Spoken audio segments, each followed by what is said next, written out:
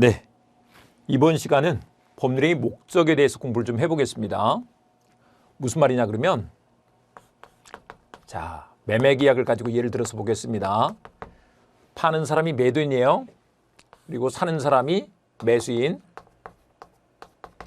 둘이서 X를 아파트예요. 10억에 매매계약을 맺었대. 그런데 이 매매계약을 맺으면서 이제 을은 X를 목적으로 계약을 맺었죠. 그다음에 이제 갑 매도인은 대금 10억을 목적으로 계약을 맺었죠. X 10억. 네, 다시 봅니다. 당사자 이 사람이 갑 을이에요. 이 사람들은 능력이 있어야 돼 그랬는데 여기서 능력은 그냥 어떤 자격 있는 사람이에요. 근데 그 능력에 권리 능력, 의사 능력, 행위 능력 이런 게 있어야 된다라고 한다. 이것도 외울 필요 없습니다. 권리 능력은 권리를 가질 수 있는 자격을 말해요. 그래서 사람이기만 하면 다 권리 능력이 있는데요. 그러니까 태어나서 죽을 때까지 권리 능력이 있어요. 근데 이제 돌아가신 할아버지가 그 아파트를 내려놓을 수밖에 없는 것은 이제 법적으로는 권리 능력이 없기 때문이에요. 딱 숨이 멎는 순간 그걸 이제 심장박동이 정지한다고 합니다. 심장박동이 멈추는 순간 권리 능력이 없어져 버려. 그 순간 이제 상속인한테 넘어가 버리는 거죠. 네, 그래서 권리 능력이라는 것이 있고 계약을 맺을 때는 판단력이 있는 사람이 계약을 맺어야죠. 그래서 의사 능력이 있어야 돼. 그래서 만약에 유아나 정신병자, 우리 만취자도 있죠. 만취자 이런 사람들이 뭔가 이 계약을 맺었어. 오케이 했어. 그렇게 되면 사실 유아는 과자가 좀 맛있는 거 이런 거 좀 알지만 그걸 얼마 주고 사야 돼 이런 건 잘 모르죠. 그러니까 의사 능력이 없다는 거예요. 아마 걔들은 맛있는 과자만 주면 뭐 아파트도 한 채 줄걸요? 자기 거로 있다 그러면 이 맛있는 과자 줄 테니까 아파트 뭐 삼촌 주라, 이모 주라, 고모 주라 그러면 아마 줄걸요? 근데 그거를 효력이 있다고 보면 안 되겠죠. 그래서 의사 능력이 필요해. 그 다음에 이제 행위 능력이 있어야 돼. 이건 여기서 말하는 건 행위는 법률행위인데 계약을 할 능력이 있어야 돼. 이 의사 능력을 객관화해 놓은 것이 행위 능력인데 행위 능력이 제한된 사람들이 있어요. 그런 사람들을 제한 능력자 그래서 거기에 미성년자 또 피성년 의견인 피한정 의견인 이런 사람들이 있다고 하는데 요거는 이제 법을 공부하면 약간 상식적으로 알게 됩니다. 우리 집에 다 미성년자 있죠. 미성년자 그러면 19세 미만. 옛날에 20세였다가 19세로 바뀌었어요. 19세 미만. 또 치매 걸린 분 있으실 수 있는데 치매 걸리셔서 아무 판단력이 없어. 그런 분들은 법원의 심판으로 성년 후견 심판이라는 걸 받아서 이제 그분이 말한 것은 바로 효력이 있으면 안 되겠잖아요. 피성년 후견인. 좀 돈 많은 집들에서 그런 문제가 생길 수가 있어. 뭐 예를 들면 이 아버지가 나 돌아가시기 전에 이거 나 주신 건데 근데 아버지 정신 없을 때 그냥 아버지한테 얘기해가지고 그렇게 했대. 그러면 안 될 거 아니에요. 조금 더 상태가 나은 게 피한정 후견인. 많이 흘려 침을 많이 흘리고 침을 조금 흘리고 뭐 하여간 힘드신 분들은 또 그럴 수 있으니까 이런 분들은 행위 능력을 제한시켜 놨어. 제한 능력자라고 한다. 그런데 이제 그 다음 얘기가 뭐냐 그러면 이 법률행위 목적이 있는데 이 목적이 X 10억 이게 목적인데 이래야 된다는 거예요. 확정할 수 있어야 돼. 가능해야 돼. 적법해야 돼. 사회적 타당성이 있어야 돼. 근데 그중에 하나라도 결하면 하나라도 없으면 무효야. 무효는 좀 풀었으면 효력이 없다 이런 뜻이에요. 효력이 없다. 없을 문자 써서 무효. 효력이 있다. 그러면 유효 이렇게 말할 수 있겠네. 있을 유자 써서. 근데 이제 요건이라는 것은 봐보세요. 요건이라는 것은 이 요가 다 필요하다는 거예요. 네 개가 다 있어야 돼. 그래서 하나라도 없으면 그 요건이 못 갖춰진 거죠. 그러면 무효가 돼버려. 어떻게 생각하시면 되느냐 그러면 우리 사람이 생존에 꼭 필요한 장기가 있어요. 뭐 그건 우리가 이제 말할 건 아니고 생존에 꼭 필요한 장기가 있는데 다른 장기는 다 멀쩡한데 그 장기가 멎어버린대. 움직이지 않는데 그럼 죽을 수밖에 없잖아요. 그런 것처럼 여기도 다 갖춰져야 되는데 그중에 하나라도 빠져. 그러면 효력이 없어져서 무효가 돼버린다는 거예요. 네, 이렇게 되겠습니다. 그런데 이제 확정성과 관련해서 보시면 이걸 한번 봐볼게요. 그냥 확정할 수 있으면 된대. 이거는 뭐 나중에 좀 볼게요. 근데 조금 처음에는 좀 재미있게 공부할 필요가 있으니까 이런 측면에서 한번 봐볼 건데 예를 들면 여기서 우리는 이제 아파트 매매를 쭉 했는데 아파트 매매 하지 말고요. 이런 거 한번 해보자고요. 요즘 이제 강아지 많이 키우니까 어느 집에서 강아지를 낳았어. 근데 강아지를 낳는데 막 욕심나는 강아지래. 예. 그런데 그 강아지가 5마리가 태어난 거예요. 그런데 이 5마리 중에 나중에 젖대고 분양할 때 그때 골라서 데리고 가. 근데 지금 미리 선분양해 놓을 수 있죠. 그래서 얼마 이렇게 해두는 거예요. 근데 이제 5마리 중에 어떤 건지는 정하지 않았죠. 하지만 그때 와서 데리고 갈 때 골라서 데리고 가면 되니까 확정할 수 있죠. 어떤 강아지인지 확정이 돼 있지 않아도 확정할 수만 있으면 계약은 성립했고 효력이 있다. 효력이 생긴다. 이 말인 거죠. 근데 확정할 수도 없어. 그러면 안 되는 거죠. 그러면 무효다. 이렇게 돼버린다. 그 다음에 이제 이게 가능해야 되는데 일단 가능입니다. 가능해야 되는데 가능하지 않은 것들이 있어. 근데 그 가능하지 않은 것을 뭐라고 하느냐? 불능이라 그래요. 여기서 불가능 이렇게 할 수 있는데 줄여서 불능 이렇게 줄여버린다. 우리 애들이 약자로 많이 쓰죠. 뭐 애들이 약자 많이 쓰잖아요. 뭐 어쩌고 저쩌고 뭐 많이 쓰는데 불가능 줄여서 불능 이렇게 해버린다. 근데 가능해야 돼. 불능인 걸 약정하면 안 된다는 거죠. 좀 우리 낭만적으로 해볼까요? 야, 저 하늘에 있는 별 내가 따다 줄 테니까 내 10억 줘 라고 했다고 보자고요. 약속할 수는 있죠. 하지만 그 별 따다 주는 게 가능일까요? 가능할까요?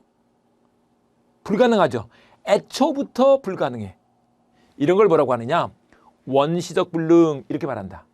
원시적 불능은 원래 처음부터 원래 시작할 때부터 불능인 거야.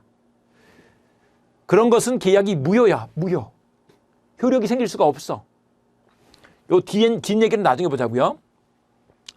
근데 이제 원래는 가능했는데 나중에 불능인 경우가 있어. 후발적 불능이라고 한다. 근데 그런 건 계약이 무효가 아니야. 유효야. 다른 무효 사유가 없으면 유효가 되는 거야. 이렇게 된다는 것이다. 이것도 나중에 또 볼 거야. 그래서 불능을 원시적 불능과 후발적 불능으로 나눌 수 있다. 근데 예를 들면 이렇게 한번 해보자고요. 후발적 불능 같은 경우는 요거를 이렇게 한번 해볼까요? 만약에 이게 처음부터 계약할 때부터 이미 불이 나버린 집이래. 불난 걸 모르고 계약을 맺었대. 그러면 원시적 불능이죠. 그러면 계약은 무효라는 거야. 근데 계약 체결하고 난 뒤에 나중에 뭐 실수로 아니면 산불이 나서 타버릴 수도 있잖아요. 근데 후발적 불능인 거야. 근데 요거는 무효가 아니라는 거죠. 후발적 불능은 무효가 아니야. 이제 다른 문제가 있어. 근데 그건 나중에 또 듣겠습니다. 집이 불이 나버렸어도 무효가 되는 건 아니구나. 네, 보십니다. 원래 처음부터 근데 나중에 불능이 된 거. 후발적 불능. 용어만 좀 알아두시면 될 것 같아요. 그 다음에 이제 목적의 적법성 그랬는데 적법성이라는 건 뭐냐면 이 계약이 법에 적합해야 된다는 거예요. 법에 적합해야 돼. 이게 적법성이다. 근데 이제 법률 규정을 나눠서 보면, 이 법률 규정 써놨습니다만은 법률 규정을 나눠서 보면 법률 규정에는, 민법 규정에는 강행 규정이 있고 임의 규정이 있다는 거예요. 근데 강행 규정, 임의 규정 이렇게 한번 해볼까요? 임의 규정은 이렇게 봐보면 되죠. 그 규정을 적용하고 안 하고가 그 사람들 임의대로, 뜻대로 할 수 있는 거야. 네 임의대로 해, 이런 얘기 하잖아요. 네 임의대로 할 수 있는 거 임의 규정이야. 그래서 그건 법에 어떻게 정해놨어도 그것과 다른 약정을 할지라도 그게 유효야. 우리 대표적으로 많이 하는 거 한번 생각해 볼까요? 어떤 게 있느냐 그러면, 우리가 이제 부동산 매매를 할 때 계약서 쓸 때 계약금을 주잖아요. 계약금을 주는데 이 계약금은 요게 해약금으로 기능을 해요. 우리가 이제 상식적으로 아는 거죠. 해약금이 된다는 것은 뭐냐 그러면 계약을 해지할 수 있는 돈이 되는 거죠. 그런데 이 해약금, 우리 이제 보통 그렇죠. 중도금 주기 전까지 매수인은 그 계약금 포기하면서, 계약금 준 걸 포기하면서 계약을 해지할 수 있고, 매도인 같은 경우는 만약에 계약금을 1억 받았다 이렇게 보자고요. 그러면 계약금 1억에다 또 1억을 얹어서 100을 상환하면서 계약을 해지할 수 있어. 이렇게 돼 있다고요. 그런데 따로 약정을 안 했어도, 우리 계약금 주면서 야, 계약 해약할 수 있어? 라고 약정을 안 했어도 이렇게 돼버린다니까요. 법 규정이 이렇게 돼 있어. 그런데 하지 말자, 우리 계약금은 해약금으로 하지 말자, 이렇게 특약을 맺었어. 그러면 그 약정이 우선해버려. 이런 것을 임의규정이라고 한다. 그러니까 임의규정은 이미 꼭 그 법대로 안 해도 되는 거죠. 다른 약정을 해도 상관없어. 근데 이제 강행규정은 말 그대로 강행돼야 돼. 그래서 강행돼야 되기 때문에 그 법대로 해야 되는 거죠. 그래서 그 법대로 안 하면 이게 무효가 돼버려. 네. 강행규정 위반이 되면 무효가 돼버린다. 이렇게 된다. 이제 예를 들면 이제 이런 게 있을 수 있어요. 이제 요거는 이렇게 한번 봐볼게요. 우리 공인중개사가 됐을 때, 지금 우리가 이제 중개 보수를 받으려고 하는 거잖아요. 그런 걸로 한번 하면 좀 더 느낌이 확 살 것 같아요. 만약에 중개 보수 상한이 500이에요. 500만 원인데 급한 사람은 야, 돈 더 줄게. 그래서 700을 주겠다. 이렇게 약정을 했다고 보자고요. 그랬어도 법에서 500까지만 받으라고 이렇게 해놨거든요. 500을 넘어가는 이 200 부분, 이 부분은 법을 위반한 것이기 때문에 뭐가 돼버린다? 무효가 돼버린다. 이게 효력 규정이라는 거죠. 예. 그 법을 지켜야 돼. 안 지키면 무효야. 이렇게 되는 것이다. 근데 이제 어떤 것은 단속 규정도 있어. 근데 단속 규정은 말 그대로 단속만 해. 그리고 이루어진 거래 자체는 유효로 봐줘버리는 거죠. 예. 다 유효로 돼버리는데, 이것도 시험용이 아직은 그냥 재밌는 것으로 한번 설명드려 볼게요. 만약에 우리가 떡볶이를 리어카에서 사 먹었다고 생각해 보자고요. 근데 음식 장사는 식품위생법에 의해서 허가 받고 음식 장사를 해야 돼요. 허가 받고. 그런데 그거를 허가도 받지 않고 리어카에서 장사를 한다, 이렇게 생각을 해보자고요. 그래서 구청에서 단속반이 뜨면 막 피해 도망가는 거예요. 단속당하지 않으려고. 그래서 제재를 만약에 걸리면 이제 제재 벌금을 내야 돼요. 내긴 하지만 이미 사 먹은 떡볶이 계약, 그건 그대로 유효다, 이렇게 해버린다는 것이다. 이렇게도 되는구나. 그래서 법은 이렇게 나누기도 한다. 법을 강행규정, 임의규정 이렇게 나눠서 설명한다. 근데 이제 법률 규정을 조합을 어떻게 하느냐에 따라서 이렇게 나눌 수 있어요. 법률, 규정 이렇게 할 수 있어. 그래서 강행규정, 임의규정 이렇게 했죠. 또 법률 이렇게 할 수도 있습니다. 그 다음에 또 이렇게 할 수도 있어. 법규 이렇게 할 수도 있어. 법규. 그래서 강행법규, 임의법규 이렇게 쓰기도 해요. 그건 이제 언어 습관에 따라서 달라집니다. 언어 습관에 따라서. 그래서 강행법규, 임의법규 이렇게 된다는 것이다. 그런데 어떤 경우는 또 법정이라고도 합니다. 법정이라고도 한다. 나중에 이제 법을 공부하다 보면 법정지상권, 뭐 관습법상 법정이상권 이렇게도 합니다. 법정갱신 이런 말들이 나오는데 어쨌거나 이런 말들 나오면 다 법률 규정의 줄임말이다. 이제 법률 규정의 줄임말이다. 이렇게 알고 가시는 게 중요하죠. 그래서 이렇게 알아두시고요. 근데 이제 어쨌거나 여기서 우리 적법해야 된다는 것은 효력 규정에 맞아야 돼. 근데 그것을 안 맞으면 뭐가 돼버린다? 무효가 돼버린다. 법을 지켜야 돼 이 말인 거예요. 근데 꼭 법대로 안 해도 되는 게 있네. 그건 임의 규정이다. 이렇게 알아두시고요. 그다음에 이제 목적의 사회적 타당성이라는 것이 있는데 이 사회적 타당성이라는 건 뭐냐 그러면 이런 거예요. 예를 들면 우리 이런 건 어떨까? 이거 한번 생각을 해보자고요. 갑이라는 사람이 유부남인데 다른 여자랑 살림을 차렸다고 보자고요. 부가 되고 첩이 됩니다. 근데 살림을 차릴 때 납치해가지고 하는 게 아니잖아요. 합의로 눈이 맞아서 하는 거잖아요. 그러니까 이것도 계약이야. 그래서 부첩계약이라고 하는데 그러면 이제 아파트도 한 채 뭐 줬겠죠. 증여하고 등기까지 넘겨줬어. 이렇게 됐어. 근데 이런 건 괜찮을까요? 안 괜찮을까요? 괜찮을까? 안 괜찮을까? 근데 이제 야 그러면 법에다가 안 괜찮으면 법에다가 하지 마 이렇게 정해놓으면 좋잖아요. 하지 마. 아까 우리 법이 있으니까. 근데 그걸 법에다가 일일이 다 정하기가 너무 어려운 거예요. 그러면 예를 들면 첩계약은 하지 마. 하면 무효야. 이렇게 정했다고 보자고요. 그러면 원조교제는 어떨까요? 원조교제? 그런 것도 안 될 거 아니에요. 근데 그걸 일일이 다 정하는 게 너무 어려운 거죠. 그래서 법에서 이렇게 써놨어. 선량한 풍속,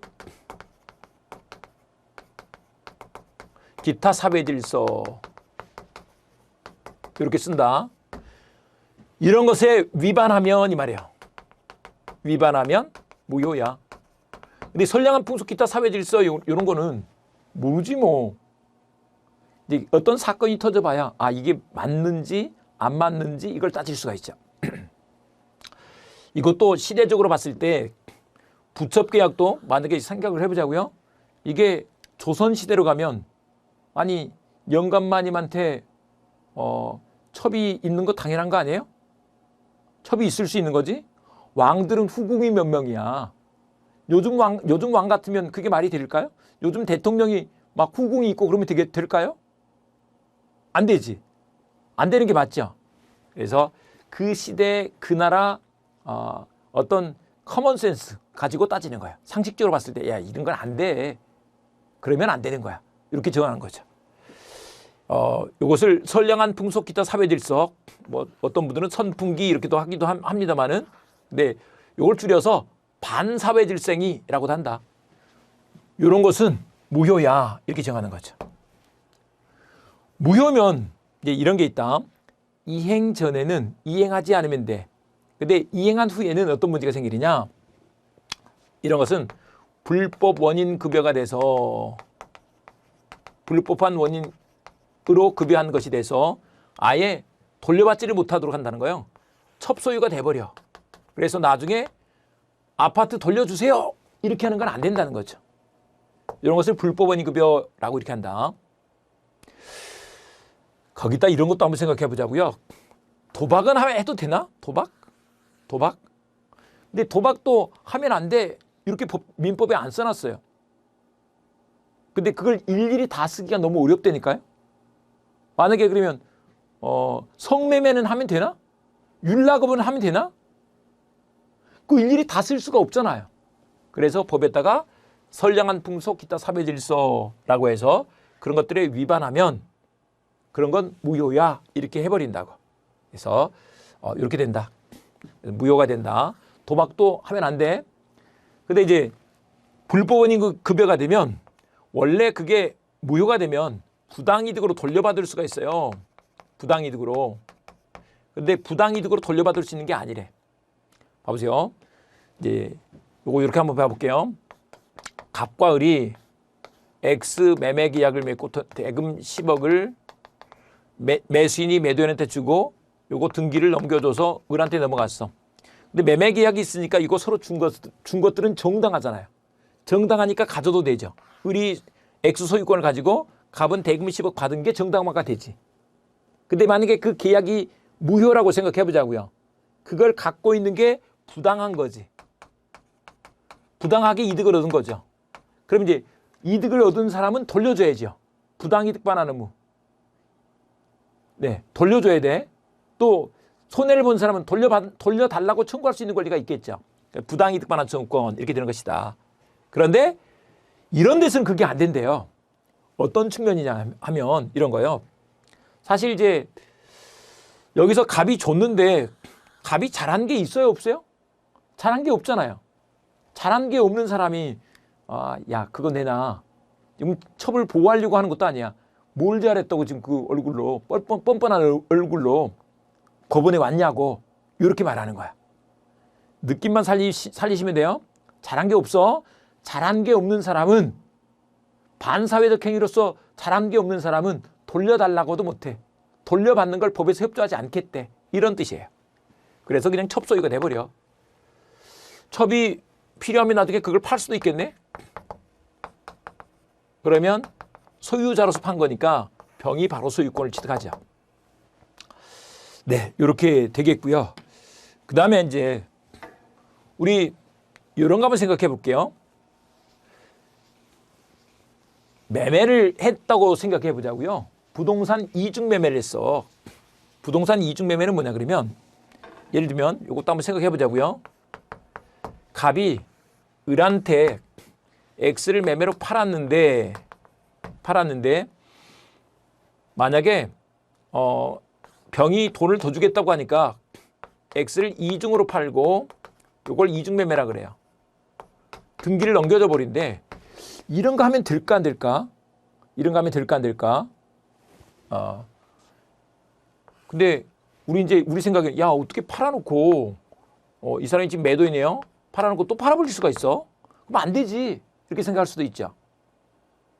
근데 그러면 내가 지금 어느 회사를 다니고 있는데 그쪽에서 좀 좋은 회사에서 뭐 삼성에서 현대에서 스카우트 제의가 들어왔어요. 그럴 때 갈 거예요, 안 갈 거예요? 가야 되는 거 아니에요?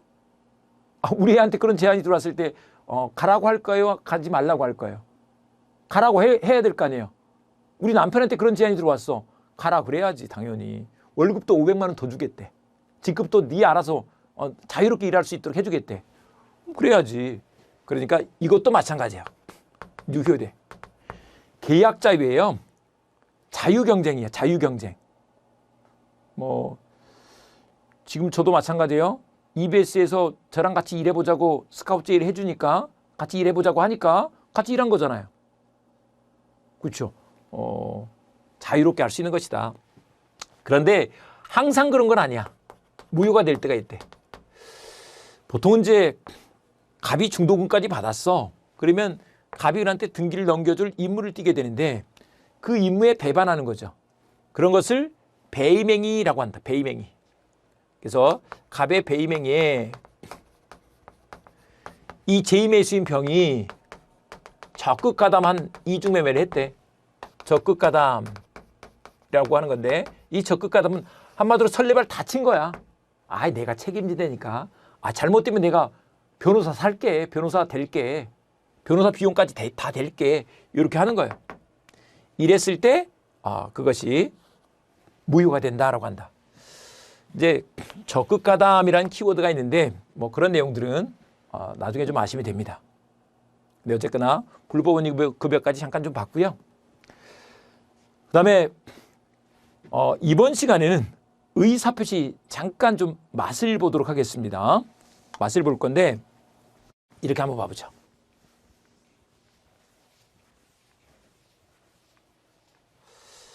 뭐냐 그러면 이제 이런 거예요.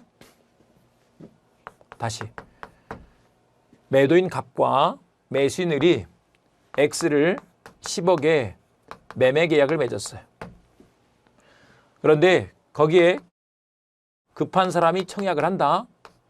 그리고 이제 승낙을 해서 합의가 되면 이 합의를 곧 계약이라고 하는데 계약을 그냥 법률행위라고 한다고. 그런데 이게 계약이 성립하고 효력이 있으려면 당사자가 있어야 돼. 당사자, 갑을. 그리고 그 당사자가 능력이 있어야 돼. 그 다음에 X 10억이 목적인데 이게 확정할 수 있고 가능하고 적법하고 사회적 타당성이 있어야 돼. 여기 이제 우리가 확가적사 이렇게 해서 공부를 했죠. 그 중에 하나라도 못 갖추면 무효야. 그런데 이제 이 청약과 승낙 요거는 의사표시라고 한다. 잠깐 의사표시를 조금 더 분석해서 보면 의사와 표시로 이렇게 나눠서 볼 수가 있는데 이런 것이다. 매도인 갑 입장에서 봐보면 매도인은 이 X를 10억에 팔아야지 라고 의사결정을 하고 그걸 상대방한테 표시를 하는 거죠. 매수인 을 입장에서 보면 이 X를 10억에 사야지 의사결정을 하고 표시를 하는 거예요. 그래서 의사표시 이렇게 말한다. 다만 이제 거기서 급한 사람이 먼저 청약을 하는 것이다. 혼인으로 보자면 우리가 이제 앞 시간에 혼인도 계약이다 이런 말씀을 드렸는데 혼인을 하는데 청혼하는 사람이 있죠. 청혼을 누가 할까요? 남자가 하는 거예요? 여자가 하는 거예요? 급한 사람이 하는 거라니까요. 남자가 급하면 남자가, 여자가 급하면 여자가. 뭐 옛날에 막 남자가 하는 거다 이렇게 했었는데 그거 아니죠. 급한 사람이 하는 거죠. 여기서도 매도인이 급하면 매도인이, 매수인이 급하면 매수인이 이렇게 되는데 어쨌거나 청약과 승낙. 근데 이제 이게 효력이 있으려면 어떻게 되느냐? 의사와 표시가 일치해야 된대. 생각한 대로 의사가 동그라미야. 그럼 표시도 동그라미 해야지. 이게 일치해야 돼. 이 말이에요. 일치해야 돼. 그리고 이 의사 형성 과정에 하자가 없어야 돼. 네. 제가 이제 앞으로 나중에 이제 공부할 때 이렇게 좀 할 거예요. 키워드들을 이렇게 동그라미 세모를 해드릴 거예요. 동그라미는 긍정의 의미로, 세모는 부정의 의미로, X의 의미로 이렇게 할 거예요. X. 네. 네. 그렇게 훈련하시면서 들으시기 바랍니다. 나중에 이제 교과서도 이렇게 체크를 해드릴 거예요. 근데 하자가 없어야 되는데 그게 하자가 있는 경우들이 있죠. 대부분은 없어요. 대부분은 없는데 문제 되는 것들이 있죠. 근데 이렇게 생각하시면 돼요. 마치 병원처럼 병원에는 건강한 사람들이 안 오죠. 아픈 사람들이 오죠. 근데 이제 건강한 사람을 기준으로 세워놓고 그 건강한 사람은 이런 기준 하에 있는데 그렇지 않은 사람은 아픈 사람이야. 이렇게 판단을 내리는 거죠. 그런 것처럼 기준을 세워놓고 법에서도 또 이것도 법도 법률 관계와 관련된 어떤 계약 관계와 관련된 병원이라고 생각하시면 돼요. 그러니까 문제 있는 것들을 공부하는 거죠. 그래서 문제 있는 것을 이제 비정상적 의사표시, 흠있는 의사표시 이렇게 말하는데 이렇게 말한다. 의사와 표시가 일치하지 않는 경우가 있어. 일치해야 되는데 불일치하는 경우가 있다. 예를 들면 표시가 O였는데 그 의사 O가 없는 거예요. X가 있어서 XO 이렇게 돼 있는 것일 수도 있지만 표시가 O 그랬는데 그 의사 O가 없대. 의사와 표시가 불일치하는 거죠. 네, 그런 것에 비진의 표시 외울 필요 없어요. 통정의 표시, 착오 이런 것들이 있다. 그래서 진이 아닌 의사표시, 통정의 표시, 착오 이런 것들이 있다. 그다음에 이제 하자 있는 의사표시가 있는데 거기에 사기 강박이 있다. 근데 사기 강박은 뭐냐 그러면 의사와 표시는 일치하는데 그 의사 형성 과정에 하자가 있다 이렇게 말한다. 이것도 뭐 외울 필요는 없어요. 근데 의사와 표시의 불일치는 의사의 흠결이라고도 이렇게 부르는데 이게 표시가 있는데 그 표시에 등하는 의사가 없는 거죠. 그런 측면에서 의사의 흠결 이렇게 말할 수 있어요. 근데 이제 그런 것으로 비통착이 있다. 비진의 표시 이렇게 말하는데 진이 아닌 의사표시라고 한다. 진이 아닌 의사표시. 통정 허위 표시는 그 가짜로 하는 거, 가짜로 하는 표시에 대해서 짜고 하는 거예요. 통정, 뜻이 통해서. 착각해서 잘못 표시하는 경우도 있죠. 착오. 그다음에 이제 하자 있는 것으로 사기를 당해서 강박은 좀 어렵죠. 요건 이제 우리 앞으로 공부할 거예요. 그래서 여기까지 봐두시고요. 다음 시간에 요걸 좀 더 구체적으로 들어가서 비통착사경이 어떤 것인지 이런 것을 한번 공부해 보도록 하겠습니다. 네, 이번 시간은 여기까지 하겠습니다.